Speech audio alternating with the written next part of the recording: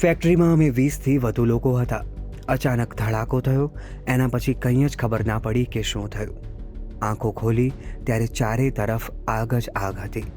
બધું કેવી રીતે થયું એના વિશે કંઈ જ ખ્યાલ નથી.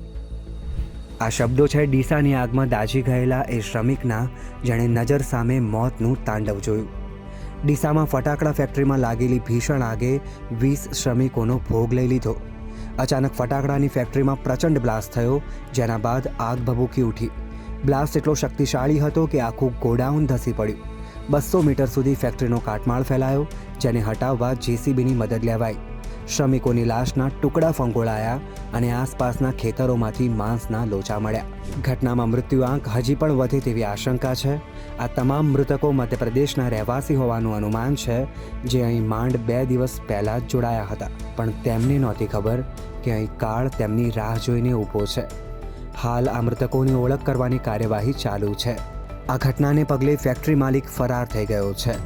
સૂત્રો અનુસાર દીપક ટ્રેડર્સ નામની આ ફેક્ટરી ખૂબચંદ સિંધી નામની વ્યક્તિની છે. આ એજન્સીમાં તેઓ વિસ્ફોટક પદાર્થ લાવી ફટાકડા બનાવતા. જો કે માલિકે માત્ર ફટાકડા વેચાણની જ મંજૂરી લીધી હતી, ફટાકડા બનાવવાની નહીં. ત્યારે સમગ્ર મામલે હાલ પોલીસ તપાસ ચાલુ છે.